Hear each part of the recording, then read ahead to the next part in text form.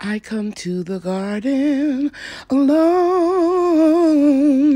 while the dew is still on the roses. And the voice I hear falling on my ears, the Son of God discloses.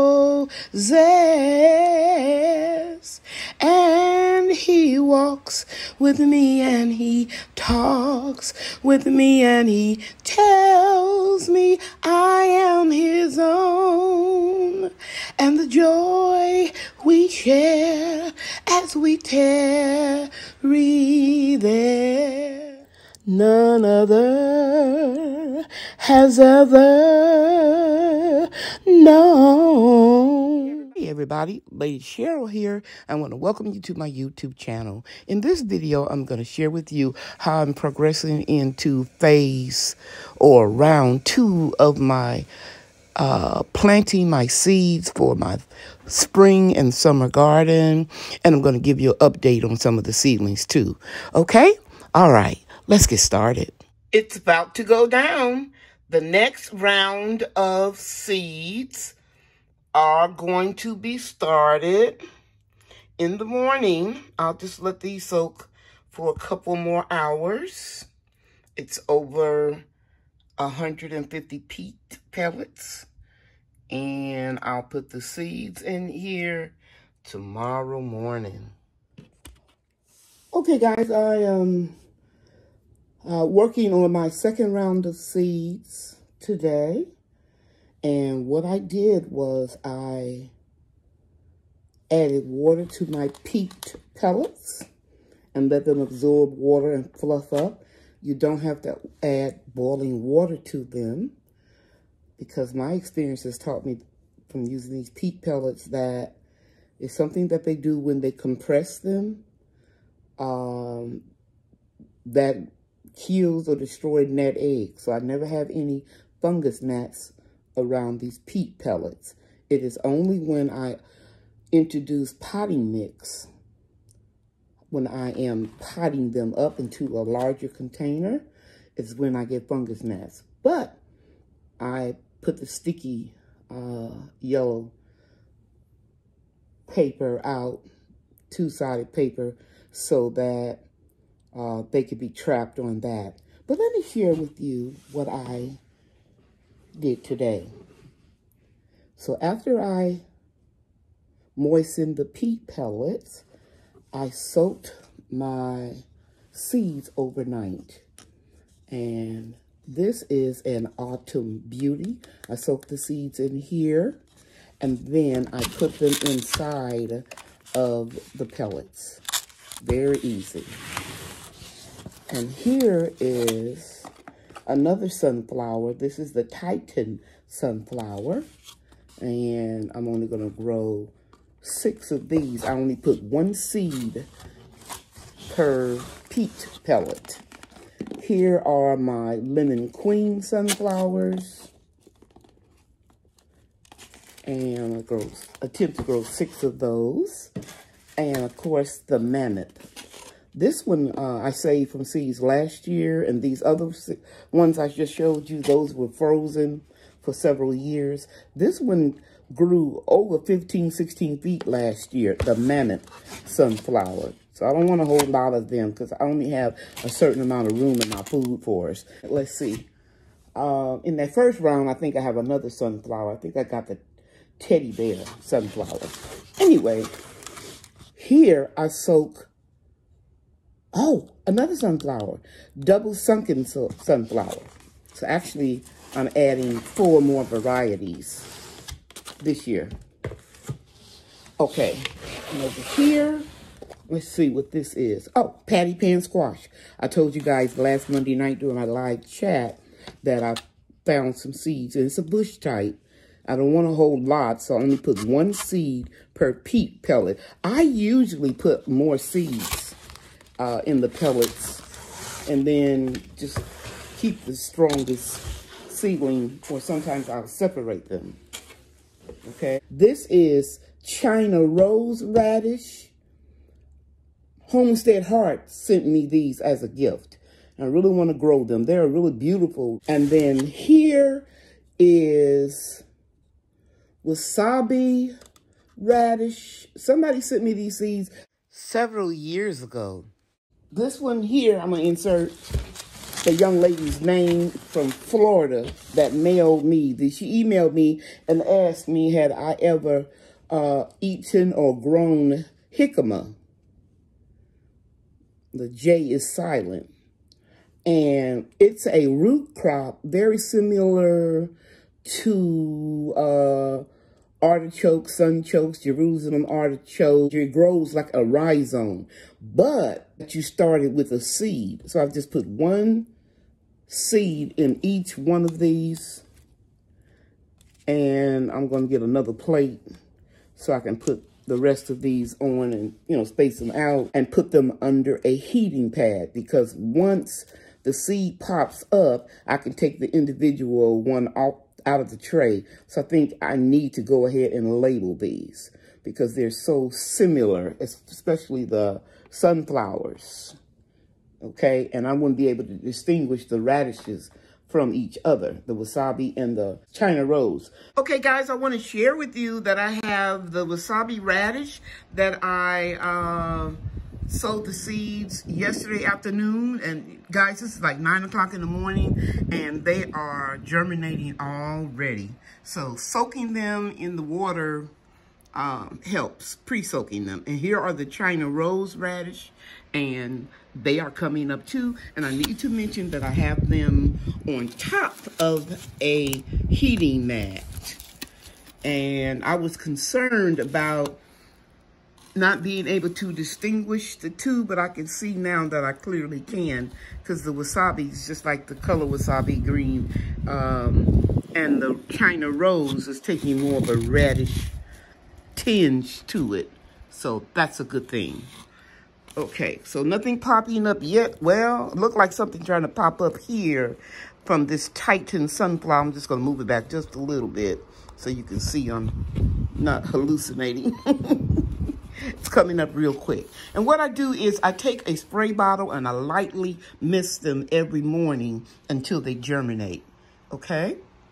And I also started more chamomile seeds and more lavender, as well as I'm going to do something different this year. I started some Japanese red giant mustards. I usually don't grow those until the fall, but I think I can do some either microgreens or just, you know, tender mustard greens before it gets too hot here in Texas. Okay, I'll be bringing you more updates so I can complete this video. And I started a few more French marigolds.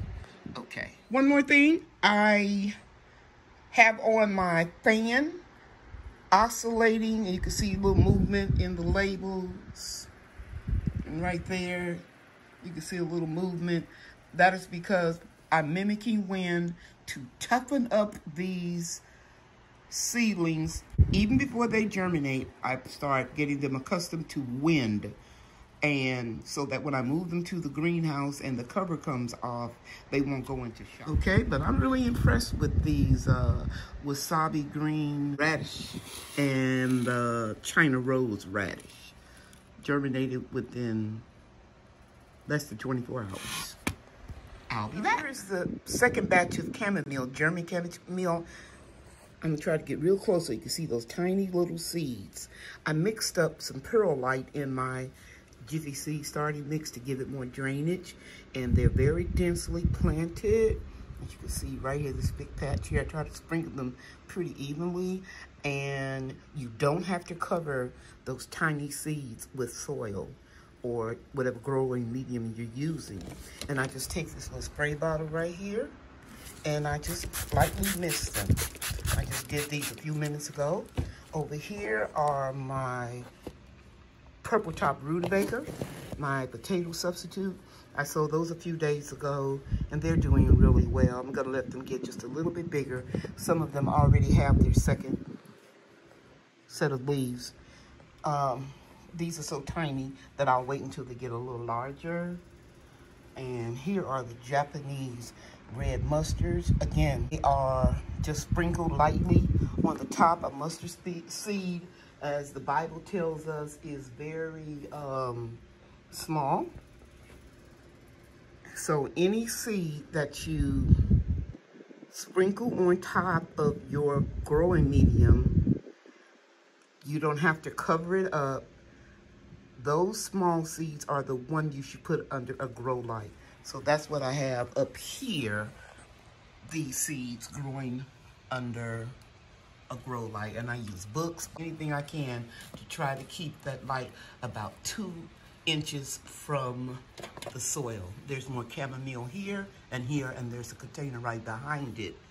And let me show you the cukes that germinated, and I potted up them yesterday. Here they go. I got these cukes that don't have to cross-pollinate with the male flower and a female flower. I'll put the title. No, I think I can remember. It's a beta alpha cucumber, and Auntie's backyard sent them to me. And I'm just so happy they germinated really fast. And yeah, I could get these up a little bit closer to the light. I could put another book or a box right here and get them up a little bit closer. But I think I'm going to have to move tomorrow 1 box, as you can see here. Let me get it in the light. This zinnia has flowered, and it'll be growing bigger and bigger every day. So I need to take one of these rows. I'm going to do that right now. I'll be back and I'll show you. You see 2 rows of boxes. This needs to get further away from the light because we don't want it to burn. Even though the lights are not hot, we don't want it that close. So I'm going to move this row of boxes, and then I'll come back and show you, because there's a zinnia back there that's getting ready to bloom as well. I'll be back. I'll show you what I do. Okay, so I went from 2 rows of boxes to 1 row, and so that these zinnias won't be so close to the light. Also, I put some of the China rose radishes up here. I put all of them in back, and the cukes are closer to the light. I'll put one more book up under here to raise this up a little bit higher. And then these wasabi radishes, once you see 1 or 2 break through, you can put them under light. So I'm putting them up here on this shelf, and I'll go to my stash and get a couple of those little individual lights and put them up here. And I'll fill this row up, you know, with the seedlings that I have growing down here on the heating mats.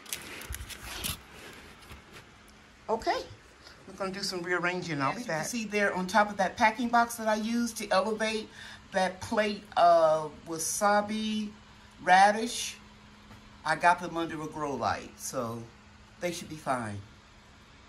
Okay, so don't forget to lightly mist all of your seedlings that have not germinated with water. And I use distilled water until they germinate. And right here are bush-type moonflowers. I sent some of my subscribers some of these seeds complimentary. They haven't come up yet. It takes a very long time for moonflowers to germinate. So don't give up on them. Did I stratify them? No. Did I nick them? No. I'm doing them the same way I've always let them do naturally. I put them in potty mix. I sprinkle a little cinnamon just as a precautionary measure. But I'm just mimicking what they normally do when they're in the garden beds. Okay. Here's some marigolds, I'm pretty sure. Yeah, I don't know if I showed you those already. But I see I'm going to have a couple of sunflowers coming up. One coming up there. And I can see one coming up right in here. So these will probably go into a container sooner than later. Well, I'm going to finish this video by sharing with you how beautiful my seedlings in round 1 are doing. Look at that pepper. That's the beginning of a pepper, guys. Beautiful marigolds to repel insects, as well as basil is a good companion plant for my tomatoes.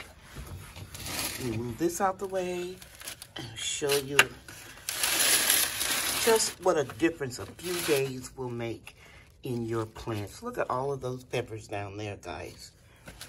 And I have plants up under this grow light system.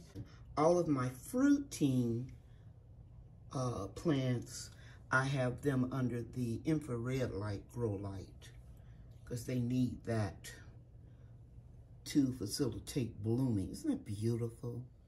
Sweet peppers. Okay, I'm gonna go to another shelf. Right here is part B of the first round of seeds. As you can see here, they're doing well. These will all be going out to the greenhouse in approximately 10 days. Some will go out sooner because I've got to get these morning glories into some baskets or containers because they're running all over the place. And some of the peas. Okay. And let me show you some more. A lot of tomato plants. I'm just going to go real slow so you can see all of the okra, morning glories, eggplant, zinnias. We have a lot. You will see these more in detail as I start moving them to the greenhouse. And right down here on the floor here is my little stash of elderberries. I'm going to plant another hedge of elderberries. And then we have the top row. Last but not least, these will be the first seedlings to go out. These are the first ones that I started germinating. I hope I'm not going too fast. I want you to know that I really appreciate you watching my video today. Look at that morning glory. It's got to go, guys. I'll probably put this out Saturday.